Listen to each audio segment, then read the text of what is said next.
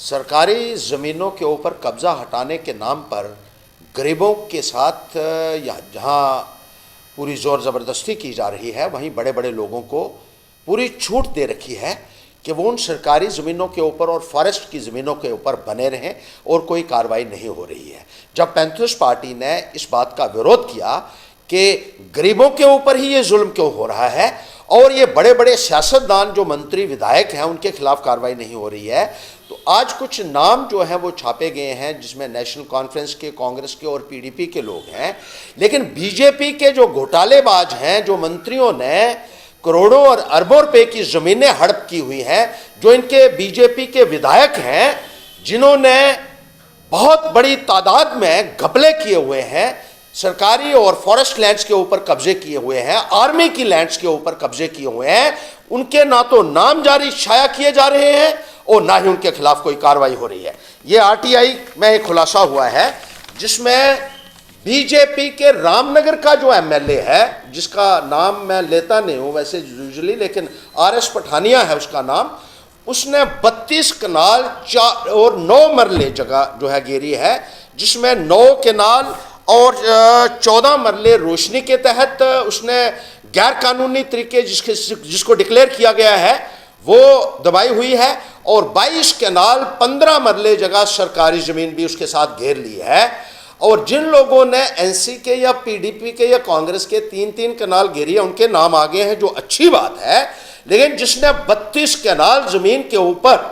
कब्जा किया हुआ है एमएलए ने, उसका कहीं नाम नहीं आया है, उसके खिलाफ कोई कार्रवाई नहीं हो रही है। ये कहां का कानून है, ये मैं भारतीय जनता पार्टी की सरकार से पूछना चाहता हूं। और ये विधायक है जिसने न केवल जमीनों के ऊपर गैर कानूनी कब्जे किए हुए हैं, बल्कि एग्रीकल्चर की सब्सिडी जो गरीबों के लिए होती है वो भी अपने नाम निकाल ली। जो सीड विलेज होता है, जो गरीब लोगों को मिलता है, जो बीपीएल कैटेगरी को लोगों को मिलना चाहिए था, वो सीड विलेज भी इस एमएलए ने अपने नाम पे, अपने बाप के नाम पे निकाला। इसी तरीके से हार्टिकल्चर की सब्सिडी जो होती है वो भी इस एमएलए ने अपने परिवार के लिए निकाल ली। बड़ी हैरानगी लगती है कि ये सारी सब्सिडियां जो गरीबों के लिए होती है, बीपीएल लोगों के लिए होती हैं, वो बीजेपी का एमएलए अपने नाम पर या अपने बाप के नाम पर निकाल रहा है। इससे ज्यादा शर्म की बात, लानत की बात और क्या हो सकती है। और बहुत सारे नौजवानों ने फेसबुक पे डाला हुआ था बार बार कि बहुत अनएम्प्लॉयड यूथ से पैसे इकट्ठे किए गए नौकरियों के नाम पर, और वो जो है वो बहुत ज़्यादा सर्कुलेट फेसबुक के ऊपर भी, मीडिया में भी हुआ।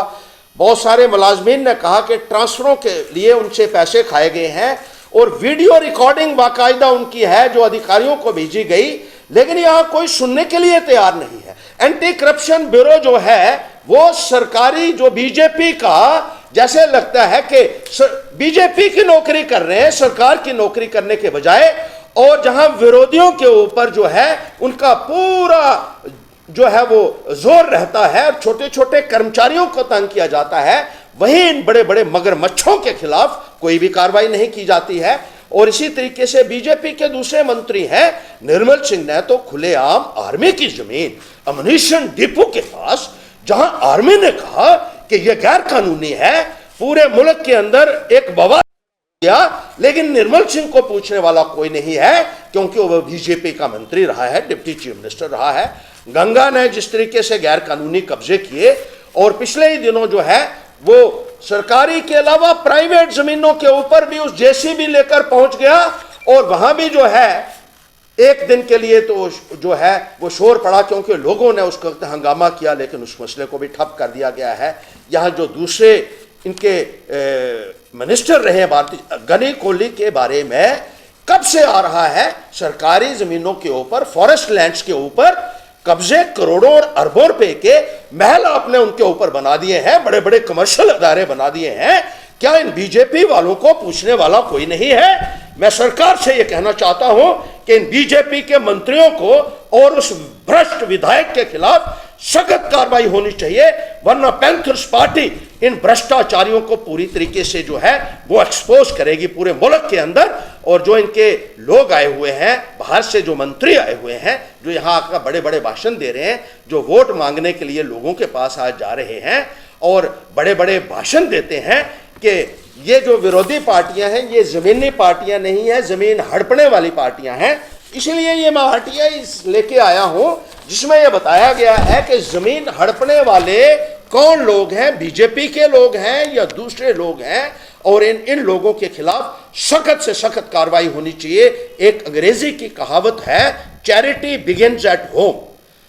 शुरुआत जो है वो घर से कीजिए, अपने भ्रष्ट मंत्रियों और विधायकों के खिलाफ कार्रवाई कीजिए, उनसे सरकारी ज़मीनें छुड़ाइए, उनसे फॉरेस्ट की ज़मीनें छुड़ाइए, उन्होंने जो घपले किए हैं उसके लिए उनके खिलाफ कार्रवाई कीजिए। और गरीब के ऊपर अगर आपने किसी भी किस्म का जुल्म या जोर ज़बरदस्ती करने की कोशिश की तो पैंथर्स पार्टी उसे कबूल करने के लिए हरगिज़ तैयार नहीं है। ये हम चेतावनी देना चाहते हैं।